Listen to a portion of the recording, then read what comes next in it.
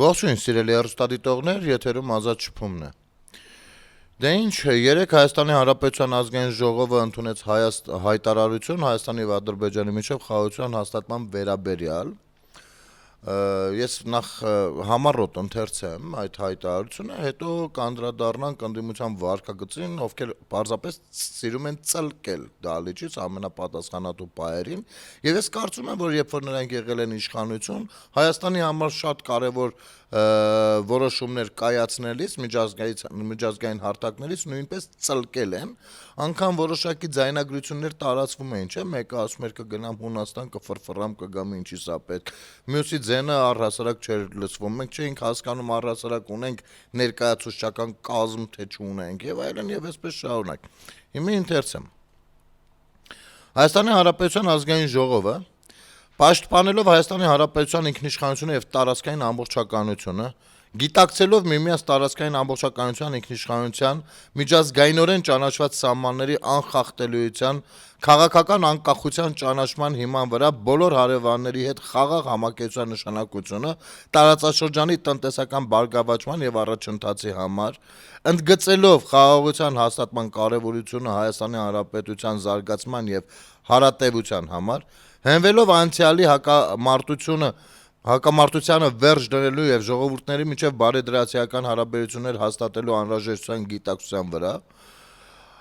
աջակցություն է հայտնում 25 թվականի օգոստոսի 8-ին ԱՄՆ մայրաքաղաք Վաշինգտոնում Ամերիկայի Միացյալ Նահանգների նախագահ Դոնալդ Թրամփի, Հայաստանի Հանրապետության վարչապետ Նիկոլ Փաշինյանի եւ Ադրբեջանի Հանրապետության նախագահ Իլհամ Ալիևի եռակողմ հանդիպման արդյունքում Հայաստանի Հանրապետության վարչապետի եւ Ադրբեջանի Հանրապետության նախագահի համատեղ հռչակագրին։ Ողջունում է 25 թվականի օգոստոսի 8-ին Ամերիկայի Միացյալ Նահանգների մայրաքաղաք Վաշինգտոնում Հայաստանի Հանրապետության եւ Ադրբեջանի Հանրապետության միջեւ խաղաղության եւ միջպետական հարաբերությունների հաստատման մասին համաձայնագրի նախաստորագրումը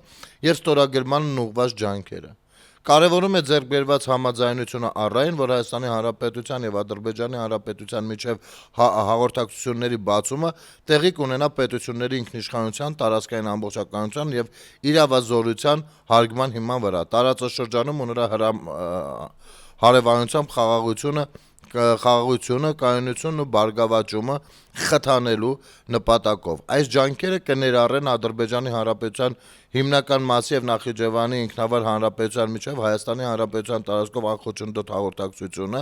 Հայաստանի Հանրապետության համար միջազգային ու ներպետական հաղորդակցության փոխադարձ առավելություններով։ Առանցքային է համարում, որ Հայաստանի Հանրապետությունն աշխատելու է Ամերիկայի Միացյալ Նահանգների եւ փոխադարձաբար համաձայնեցված երրորդ կողմերի հետ Հայաստանի Հանրապետության տարածքում Թրամփի ուղի հանուն միջազգային խաղաղության եւ բարգավաճման հաղորդակցության ծրագրի իրականացման շրջանակը սահմանելու նպատակով։ Քաջալերում է անցյալի հակամարտությամբ չկանխորոշված միավորված ազգերի կազմակերպության կանոնադրությանն ու 91 թվականի Ալմաթայի հռչակագրին համապատասխան պայծառ ապագայի ուղի նախանշելու օգոստոսի 8-ի հռչակագրով Հայաստանի եւ Ադրբեջանի միջեւ մեկնարկած գործընթացը։ Վերահաստատում է, որ մարդկային անասելի տառապանքներ պատճառած հակամարտությունից հետո Հայաստանի եւ Ադրբեջանի ժողովուրդների համար ստեղծվել են բարեդրացիական հարաբերություններ սկսելու պայմաններ, հիմնված միջազգային սահմանների անկախտելիության եւ տարածքներ ձեռք բերելու նպատակով ուժի կիրառման այն թույլատրելիության սկզբունքների վրա։ Երախտագիտություն է հայտնում ԱՄՆ նախագահ Դոնալդ Թրամփին Հայաստանի եւ Ադրբեջանի միջեւ խաղաղության հաստատման գործում իր անուրանալի ներդրման համար։ Ընդգծում է, որ Հայաստանի եւ Ադրբեջանի միջեւ խաղաղության հաստատումը նոր հնարավորություններ է բացում տնտեսական բարգավաճման եւ առաջընթացի համար, որ խաղաղության ինստիտուցիոնալ կայացումը բխում է Հայաստանի Հանրապետության կենսական շահերից եւ որ անհրաժեշտ է ջանքեր գործադրել հաստատված խաղաղության հետագա ամրապնդման ուղղությամբ։ Կոչ է անում Հայաստանի Հանրապետության եւ Ադրբեջանի Հանրապետության հանրային քաղաքական փորձագիտական մշակութային շրջանակներին ձեռնպահ մնալ կոնֆլիկտը խորհրդանշող եւ կամ այն վերաձևակերպելուն կամ բորբոքելուն ուղղված խոսույթներից եւ գործողություններից հաստատված խաղաղության հարատեւությունն ու հուսալիությունը հանուն Հարավային Կովկասի բարգավաճման երաշխավորելու համար։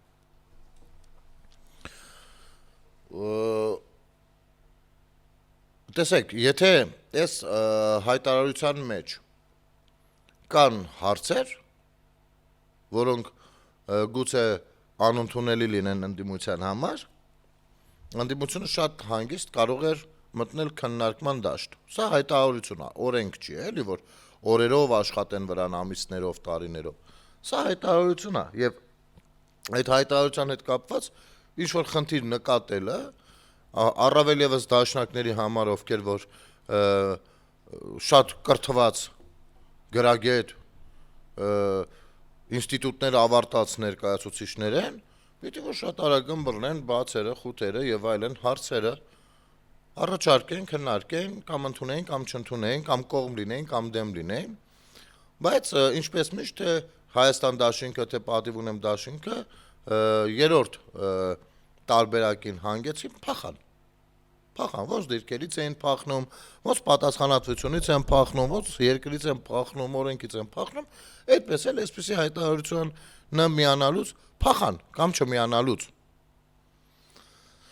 փախան ու սկսեցին դալիճներում իրենց լրագրողների հարցերին պատասխանել։ Սա թուրք-ադրբեջանական ծրագիրը, սա թուրքական պահանջը,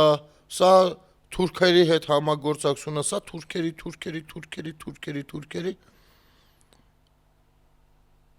այնքան ասացին, որ թույլ են տալիս, որպեսզի ես ասեմ հետևյալը. դուք ներողություն ժողովրդական արտահայտությանս համար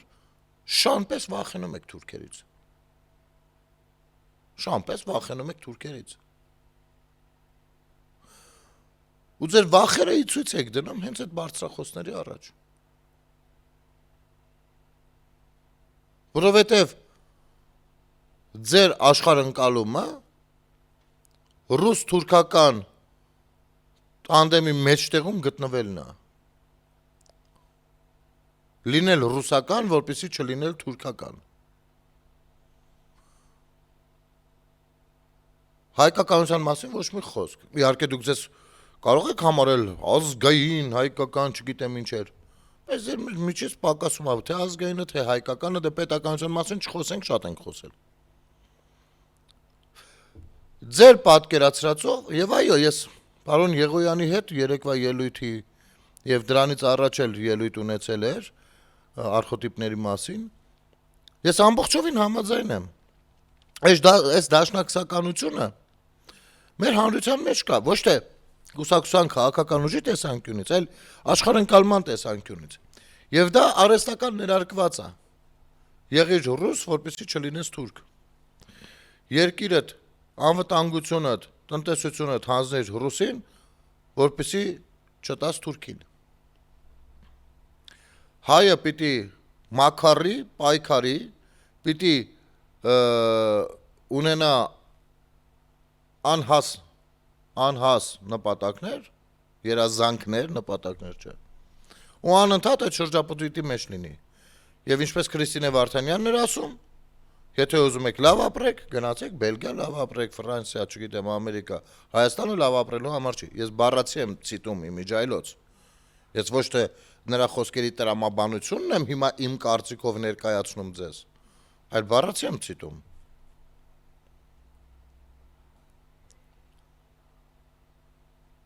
Եթե հայ ես, դու պիտի պայքարես թշնամիների դեմ։ Գիտեք, աշխարհի գրեթե բոլոր երկրները եւ գրեթե բոլոր ժողովուրդները ունեցել են եւ ունեն թշնամիներ։ Իրենց ըմբռնմամբ ամեն մեկը։ Օրինակ Ֆրանսիայի համար, ֆրանսիացիների համար իրենց արյան մեջ դրած է, ներդրած է, անգլիացին թշնամի է։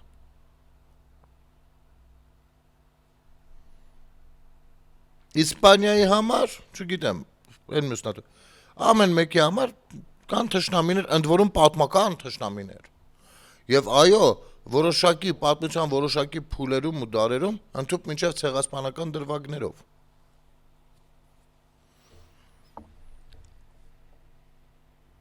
Բայց այս մարդիկ գնում են հարաբերությունների կարգավորման համատեղ ընդհանուր շահեր փնտրելու եւ գտնելու ճանապարհներով, որովհետեւ պատերազմը երբեք չի կարող թույլ տալ պետությանը զարգանալ։ Դա բացառվում է։ Անգամ հաղթական ելքով պատերազմը միևնույնը քայքայիչ բան է ունենում տևական ժամանակ, մինչև որ ոտքի են կանգնում։ Առավել եւս այնպիսի երկրներում, որտեղ որ հասարակական գիտակցությունը այնքան էլ կայացած չի որպես քաղաքացի, եւ պատասխանատվության զգացումը այնքան էլ նորաձև չի։ Այս բառը օգտագործենք։ Եվ այստեղ առիթից օգտված այս արտաքին ուժերի ազդեցության տակ գործող ներկայացուցիչները, որոնք տեղ են գտել ազգային ժողովում մեր քաղաքացիներին խաբելու եւ նրանց մեդիա տերորի եւ հոգեբանական տերորի ենթարկելու գնով եւ ոչ մի դեպքում քաղաքական նորմալ հետագծի գնով։ Սրանք իրենց քանդող գործառույթը իրականացնում են։ Հարց եմ ուզում տալ, ի՞նչն է թուրքական բան, ասենք, այդ որ ասում ես Իշխան Սաղաթելյանին հատկապես, էլի, այդ տղան, ես չգիտեմ, արժի, որ մեր հաղորդման շրջանակներում անդրադառնանք, բայց այնուամենայնիվ մարդը ճեպազրույց է տվել եւ դա հրապարակվել է, չեն կարող չանդրադառնալ։ Սա թուրքական պարտադրանքով, թուրքական չգիտեմ ինչով է լինում։ Այսինքն ըստ Իշխան Սաղաթելյանի թուրքական աշխարհը մեզ պարտադրում է խաղաղություն։ Ըստ Իշխան Սաղաթելյանի, ըստ իրենց խմբակցությունների, թուրքական աշխարհը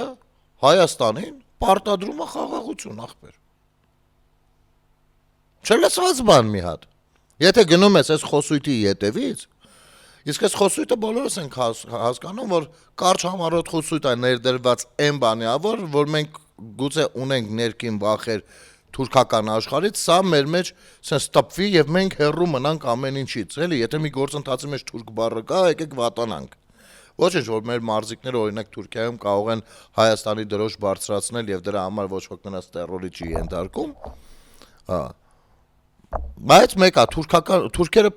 այսինքն եթե շարունակենք այս տրամաբանությունը, ստացվում է, որ թուրքերը մեզ թուրքական աշխարհը,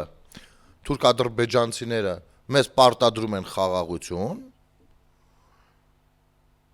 իրենք խաղաղարար են, իսկ մենք ագրեսիվ ենք, եւ տես ձգձգում ենք խաղաղությունը։ Բայց անգամ այստեղ անտրամաբանական դիզոնանս առաջանում, որովհետեւ նույն անձնավորությունները իրենց քաղաքական ղեկավարները ցուցմունք են տալիս Հայաստանի դեմ, որ Հայաստանն է սկսել պատերազմը, Ադրբեջանի հետ, դրանով տալով հիանալի խաղաքարտեր Ալիևին եւ որը խոչընդոտի խաղաղության հաստատմանը։ Մյուս կողմից ասում են խաղաղություն եք մուրում։ Ախպեր, եթե մեկը քեզ պարտադրում է ինչ-որ մի բան, դու այդտեղ մուրացողը չես։ Հասկանում եք։ Բայց ինչի է լավ լինում այս ցակուցրիվ բաները, որովհետև այստեղ էականը ոչ թե տրամաբանությունն է, այլ ըստ չեկիստական շկոլայի բառերի օգտագործումը, կիրառումը, բացասական բառերի կիրառումը։ Թուրք, պարտադրանք, մուրալ, կզել, չոքել, պատերազմ, որովհետև այդ բացասական բառերի շատ լինելը ազդում է մեր առօրյայի վրա, մեր մտածելակերպի վրա, մեր լեզվամտածողության վրա, եւ բացի դա հարվածում է դրական նաեւ բառերի կիրառմանը, օգտագործմանը եւ այլն։ Սա հոգեբանական աշխատանք է, որը շատ լավ սերտել են KGB-ի դպրոցներում։ Եվ սա նույնպես կարծիք չի, ես հստակ փաստ եմ ասում, այո, այդպիսի դասընթացներ կան։ Եվ ասեմ ավելին, դա նոր բան չի, դա հին բան է, որովհետև KGB-ն էլ update չի եղել։ Հանրության տրամադրությունները հասկանալու համար առհասարակ ես մի օրինակ բերեմ, հա, հակառակորդ երկիրը փորձում է լսել խոսակցությունները քաղաքացիների, շարքային քաղաքացիների, ովքեր կարող են խոսել, չգիտեմ, ինչից ուզես։ Եվ հաշվարկում են բացասական բառերի կիրառումն ու դրական բառերի կիրառումը։ Դրա վրա հասկանում են հասարակության տրամադրությունները եւ ինչպես պետք է աշխատել, գծում են ռազմավարություն։ Եվ ծնում են կոնֆլիկտ։ Հասկանում եք։ Դա հատուկ գործողություններ են։ Դրա համար հատուկ մասնագետներ կան։ Օրինակ Հայաստանի եւ Ադրբեջանի միջև կոնֆլիկտը ի սկզբանե որոշված չէր, որոշված էր Հայաստանի եւ Վրաստանի մեջ կոնֆլիկտ։ Եվ Քրիստինա Վարդանյանը այնտեղ մի հատ անհանգիստ շարժումներ էր անում վարչապետի հետ երկխոսության ժամանակ հարց ու պատասխանի ընթացքում։ Թե վարչապետի հետ չէր, չեմ հիշում, կներեք։ Հուշեմ Քրիստինային Վարդանյան եւ մնացածներին եւ ինչու ոչ մեր ժողովրդին էլ հիշեցնեմ, որ Արցախի թեման, որը պիտի արհեստական մտներ հարավային Կովկասում տեկտոնիկ իրավիճակ պահելու համար, որովհետև կայսրություն էր փլուզում եւ նրան ժամանակ էր պետք ոտքի կանգնելու, իսկ դրա համար բաժանիր որ տիրես գործողություններ գնում, այսինքն որոշակի ցնցումների բանը պատերազմներ թեթև բորբոքել, կառավարելի պատերազմներ, ժամանակ շահել ոտքի կանգնել, հետո բոլորին իրենով անել։ Ի սկզբանե շատ տարիքով մարդիկ կհաստատեն իմ ասածը։ Եվ Ջավախ հայերը նույնպես, ես երեք Facebook-յան եթերով էլ սրա մասին հիշեցրել եմ։ Ի սկզբանե ուզում էին Ջավախքում արթնացնեին այդ տրամադրությունները, որպեսզի առաջանա պահանջարկ, որ Ջավախքը պիտի միանա մայր հայրենիքին։ Այսինքն այդ միացում շարժումը պիտի լիներ Ջավախ աշխարհի մասով։ Եվ ասեմ ավելին, մի երկու ուղղաթիռով էլ արդեն այնտեղ զենք էին տարել հասցրել, իհարկե այսպես կոչված հայրենասերները, բայց չեկիստական խմբավորման հետ աշխատողները, ովքեր պիտի Ջավախահայության մեջ առաջնորդի կերպար ստանձնեին։ Եվ հայ-վրացական կոնֆլիկտ պիտի լիներ։ Բայց հաշվարկները բերեցին նրան, որ ավելի լավ է հայ-ադրբեջանական լինի, դա ունի իր պատճառները բնականաբար։ Եվ սկսվեցին ջարդերը, որոնք որ ֆինանսավորված, պատվիրված եւ կազմակերպված էին Կրեմլի կողմից։ Որպեսզի հրահրվի միջ ազգայնական բախումներ, ժողովուրդները սկսեն, այդտեղ արդեն ծնվում է թշնամանքը, մնացածը արդեն հասկանալի է, կարելի է բանանել։ Ես մի անգամ մի հարցով դիմել եմ այս թեմայով զրուցակցից, ով բավականին մեծ փորձ ուներ, ասի լավ, իսկ ինչի այդ արհեստական ջարդերը կազմակերպվեցին Ադրբեջանում հայերի նկատմամբ եւ ոչ թե Հայաստանում ադրբեջանցիների նկատմամբ, նա ասաց, որ ըստ ազգային խարակտերիստիկաների այդ ուսումնասիրությունը նույնպես արվել է, որտեղից սկսել, եկել են եզրակացության, որ հայերին դժվար է հասցնել նրան, որ իրենք լինեն ջարդարար։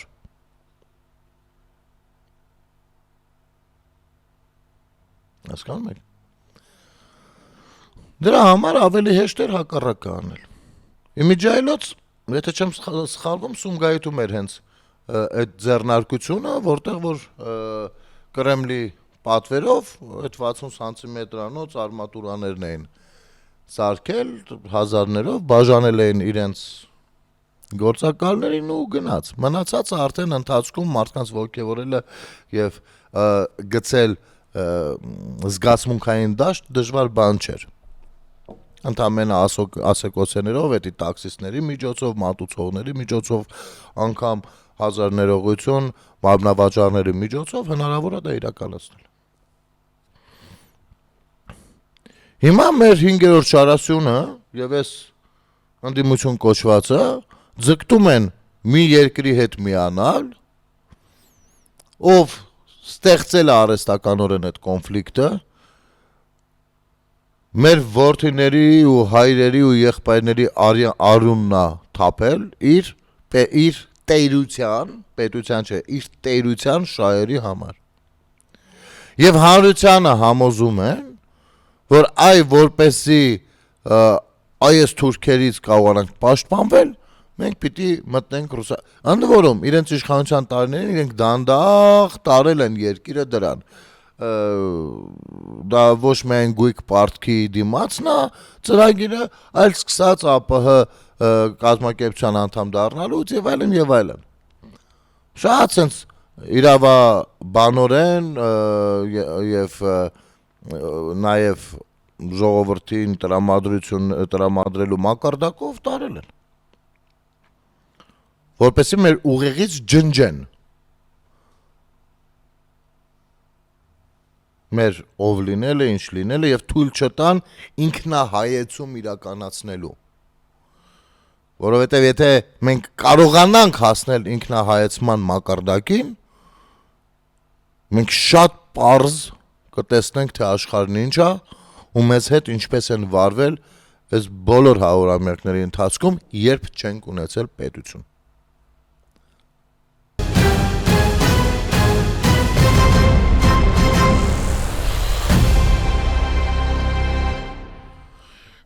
Վերադառնանք, սիրելի հեռուստադիտողներ։ Այս գործընթացները մեր ինքնագիտակցման, մեր ինքնահայեցման դեմ, մեր անկախության դեմ, մեր ինքնիշխանության դեմ տարվել են իրենց կառույցների ներկայացուցիչների միջոցով, քայքայելով ժամանակի ընթացքում, դուք գիտեք ինչու են այդքան, իրենք չէին հասկանում մանկապարտեզը կամ դպրոցն ինչ է։ Ոչ պետք է քայքայեին, քանդեին, զրկանքների մատնեն, բայց դա չպետք է միանգամից անեն, միանգամիցի դեպքում իրենք երկար չէին մնա աթոռներին, հա, դրա համար դա արվել է քայքայիչ աշխատանքով տևական, ընտրվել է երկարաժամկետ ձևը։ Եվ ոչ միայն դպրոց մանկապարտեզ, գիտությունը չէր զարգանում Հայաստանում, անգամ ասեմ ավելին, գիտությունով զբաղվող մարդիկ ծաղրանքի կարող էին ենթարկվել, խուժանությունը, խուլիգանությունը զարգանում էր, որովհետև դա կարելի է կառավարել։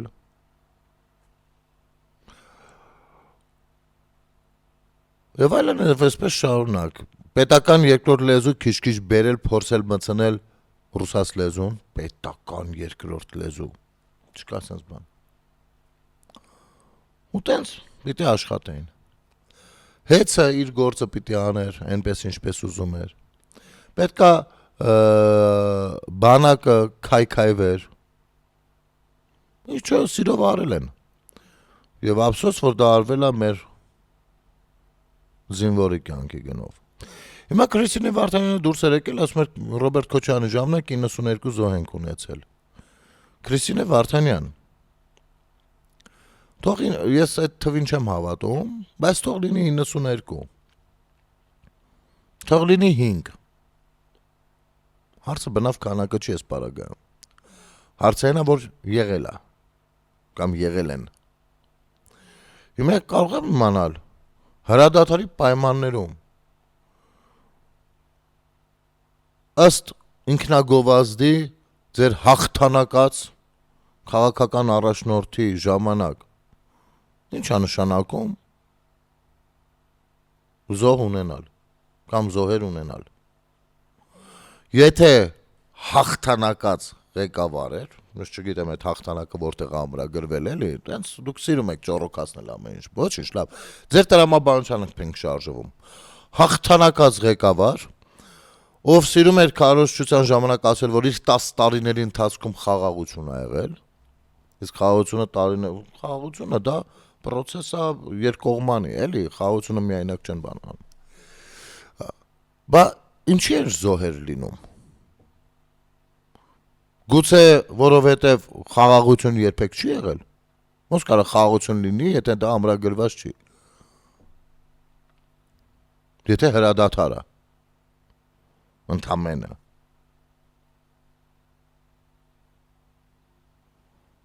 Եվ ոնց կարող հաղթանակած լինի, եթե անընդհատ զոհեր կան։ Անընդհատ։ Եվ բանը Վահագնը շատ լավ նկատեց, ասես գտեք 3 նախագահների բանի ժամանակ, կառավարման ժամանակ մաքուր մի հատ 12 ամիս, երբ զոհ չենք ունեցել։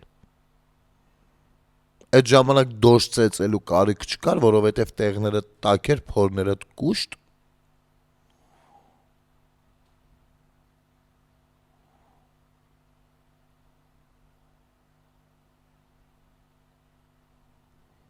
Ցնդաբանություն է։ Այսպիսի կարևոր տրամաբանական թեմաներին բնավ չեն անդրադառնա, դրա համար էլ վախենում են ներկայանալ, բայց կարող են թուրք ասելով իրենց ֆոբիաները ի ցույց դնելով կամ գուցե իրենց սերը։ Դա նույնպես բացառված չի։ Ի ցույց դնելով ինչ որ հրապարակային խոսույթ ծավալեն։ Իմիջիայլոց հրապարակային խոսույթ ասեցի, հիշեցի։ Այն վաշտանիգը, որ մամուլի ասուլիսի ժամանակ հայհոյանք է թույլատրում, այդ լրագրողներով ինչի եք տենց լուր։ Ինչ եք տենց լուր։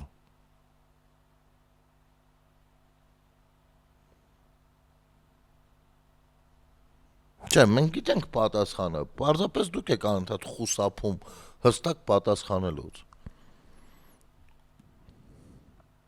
Տեսնում եք, որ վերբալ եք։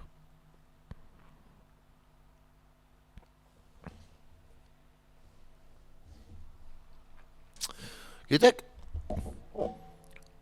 պատերազմից հետո, երբ քաղաքական իրենց հռչակած 17+ ուժեր էին, ինչ էին, դուրս էին եկել ու դոշ էին ծեծում եւ հոգեբանական տերորի էին ենթարկում ոչ միայն զովասների հարազատներին, այլ առհասարակ պատերազմից հետո ծանր հոգեբանական վիճակում հայտնված հայ ժողովրդին,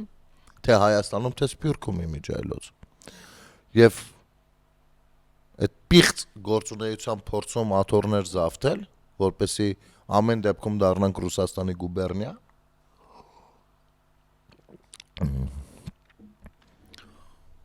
Ես հիշում եմ, թե մեր զինվորականներին, ովքեր այդ ժամանակ ծառայում էին այդ տղերքին, ինչ մեծ ապտակ էր հասցվում կամ ինչ հարված էր թիկունքից հասցվում ձեր գործունեության արդյունքում։ Երբ որ դուք այստեղ անընդհատ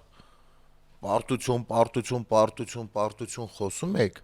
դուք չեք էլ պատկերացնում, որ այդ պատերազմին մասնակցած զինվորը, ով ընկեր է կորցրել, ով տեսել է արյուն, ամեն ինչ, այդ պարտությունը վերցնում է իր վրա։ Ու այդ սերունդը, ովքեր քաջաբար կռվել են, իրենց մեղավոր են սկսում համարել։ Դուք այդպես եք ձեր շնորհակալությունը հայտնում։ Ձեր խոսույթը բնավ քաղաքական չէր, այո, պարտություն էր գրանցվել, բայց բնավ քաղաքական չէր։ Ձեր խոսույթը հակահայկական ու հակաժողովրդական, հակազգային էր։ Այն պարզ պատճառով, որ դուք երբեք կապ չեք ունեցել ժողովրդի ու ազգի հետ։ Հիմա իրենց ձևով, խալխի ձևով, եսիմինչ ձևով, ռուսական ձևով, այս շարժումը որ կա, դրա հետ կապված Ռոմանոս Պետրոսյանը մի հատ էլ է հրապարակում արել։ Ընդ որում Ռոմանոս Պետրոսյանին ես առաջարկում եմ նրա Facebook-յան էջին գրանցվեք։ Ամեն օր օրալինում 2 անգամ մարդը զուտ փաստեր է հրապարակում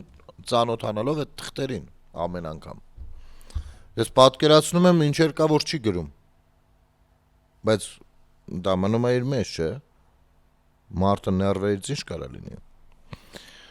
Ուրեմն հեծի ժամանակավոր կառավարիչ Ռոմանոս Պետրոսյանը Facebook-յան իր էջում գրել է. զուտ փաստեր, այդ շարքից է։ Տեսեք օրը մի բան ասում ենք, չէ։ Շարունակենք։ Վերջին օրերին հեծի մասնաճյուղերի որոշ տեղամասերում իրականացվող թիրախային վերահսկողության եւ հասցեական ստուգայցերի արդյունքում արձանագրված հավելագրումները որպես կանոն արված էին մի շարք բյուջետային հիմնարկների վրա։ Այս մարդիկ չեն բավարարվել քաղաքացուն քամելուց, անցել են պետական կառույցներին, որոշ հիմնարկներին եւ գիտեք ինչն է հետաքրքիրը, Սրա մասին իմացել են այդ ժամանակների ղեկավարները, իմացել են եւ թույլատրել են, չէ՞ որ իրանք են պատասխանատուն, երաշխավորը, ղեկավարը վերջի վերջո։ ԱԱԾ-ն, ով ազգային անվտանգության ծառայությունն է, իմացել ու թույլատրել է, երևի կողքից մի երկու բաներ իրան են գցել, որ այսպես համակարգված քանդել են մեր երկիրը, բայց տեսեք, սակայն այսօր ինչ պարզվեց, հեցի տվյալ ստորաբաժանումների համապատասխան մասնագետները, այն դաշնակներին ասեմ, ինստիտուտ ավարտածները, այն լավ մասնագետները, կամ մասնագիտական խմբերը, իրենց ձևով շուրջ 8.320 կիլովատ ժամ չափով հավելագրումներ են արել, նույնիսկ Հայաստանի Հանրապետությունում տեղակայված թիվ անհայտ զորամասի հաշվին։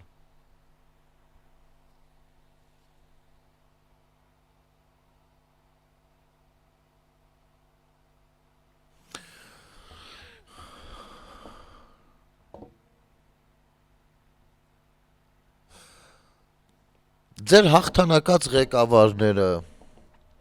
ձեր հերոս գեներալները, Վանեցյան դու ԱԱՑ-ում, սենց բաներից տեղյակ չեք եղել։ Քիչ ա որ զինվորից գողացել լափել եք, զինվորի ուտելիքը կերել եք, մայկատռուսիկը կերել եք, զենքը կերել եք, կյանքը կերել եք, սա քիչ ա։ Մատե զորամասից երակ են մտել, հոսանքի հավելագրում, տակից մի դե որ 8 կիլովատ ժամա, 8.5, ամիս է երևի մի 300-350 դրամ անում, եթե սենց հաշվենք, մի այդքան էլի կերել են վերջում։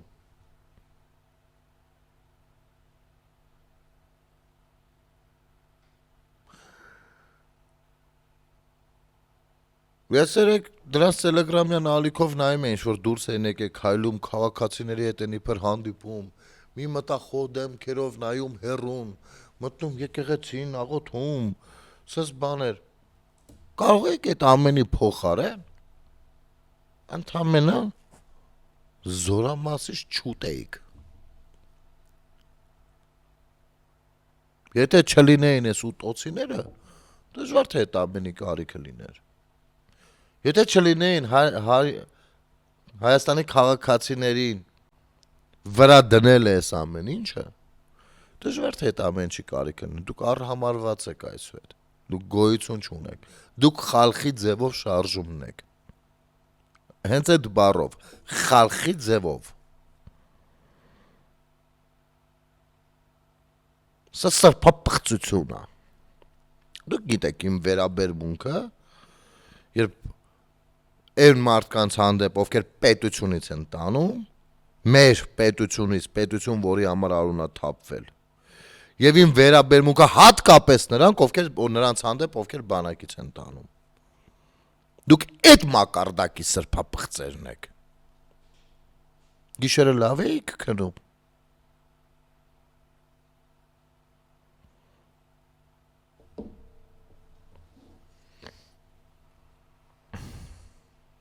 Ու ամեն անգամ ինչ տեղադրի Ռոմանոս Պետրոսյանը ես կարդալու եմ, որպեսզի հասկանանք այդ ինչ ձևով է,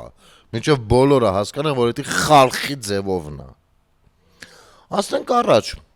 այս թոհուբոհի մեջ խաղաղության հետ կապված, ազգային ժողով, հարց ու պատասխան եւ այլն հայտարարություններ ընդունել, բան, թուրքը, բանը, այս կողմ, այս թոհուբոհի մեջ մեծ կարևոր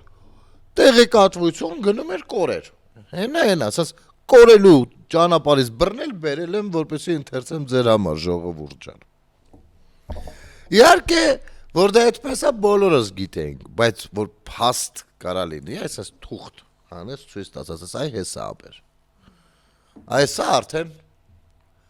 ոնց որ այնքան էլ հանրային չէր։ Հրապարակային չէր։ Civic Aid-ի խմբագրությունը անանուն նամակ է ստացել Կտրիշ Ներսիսյանի եղբայր Եզրաս Ներսիսյանի մասին, որը ստորև ներկայացնում ենք ձեր ուշադրությանը։ Սրբազան գործակալ Եզրաս Ներսիսյանի ճանապարհը Արքեպիսկոպոս Եզրաս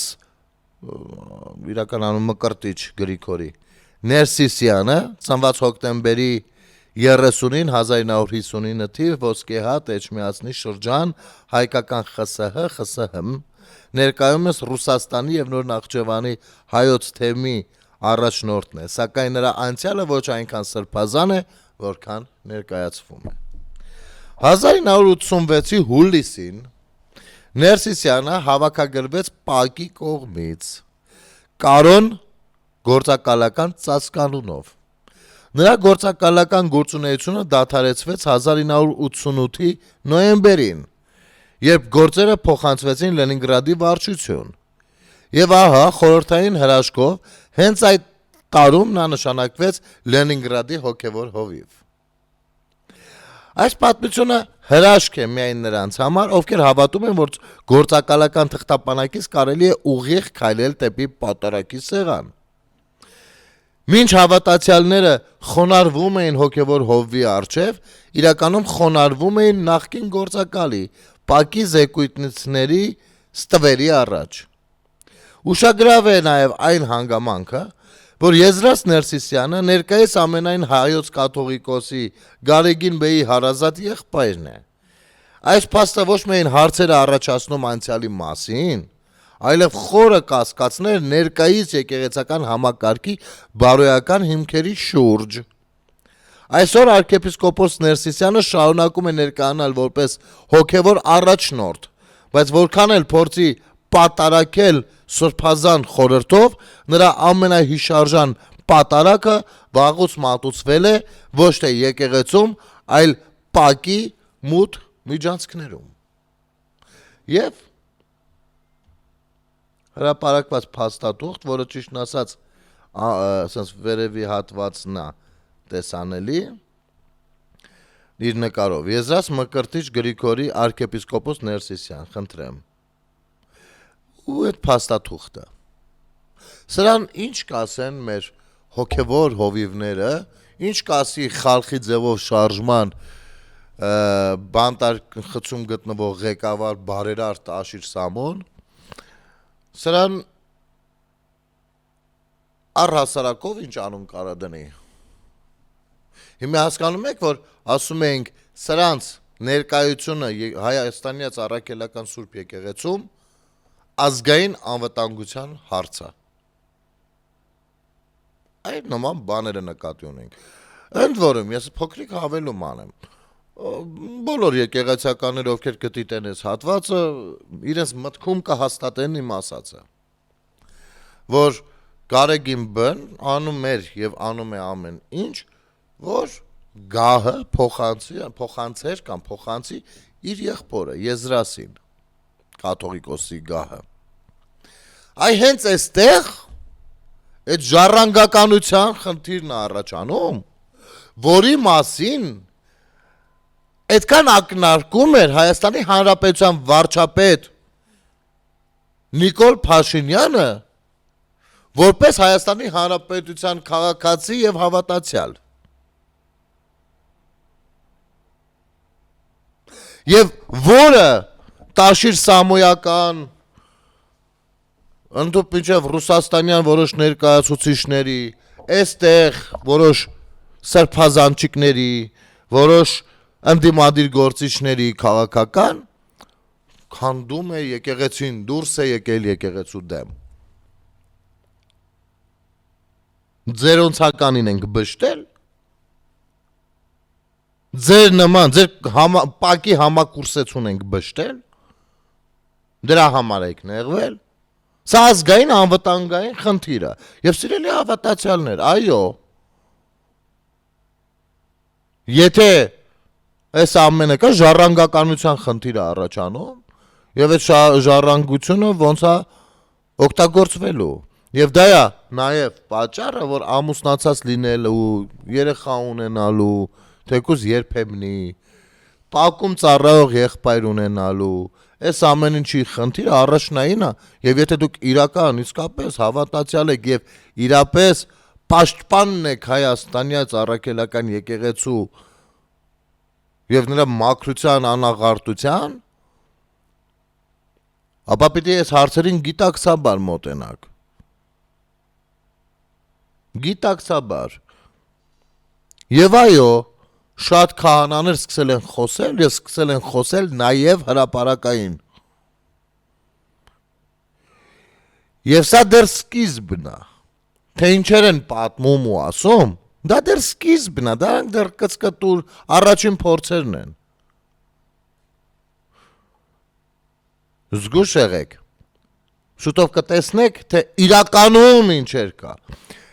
Իհարկե դեռ ամբողջ իրականությունը չի ներկայացվի, որովհետև գաղտնի փաստաթղթեր նույնպես կլինեն։ Բայց ամեն դեպքում ավելի լավ է դուք փորձեք անձերի հետևից գոնե ժամանակավորապես չքայլել։ Հատկապես կասկածելի վարքագծով ներկայացուցիչների։ Նրանց որպես հոգևորական վախճանը շատ մոտ է։ Եվ այո,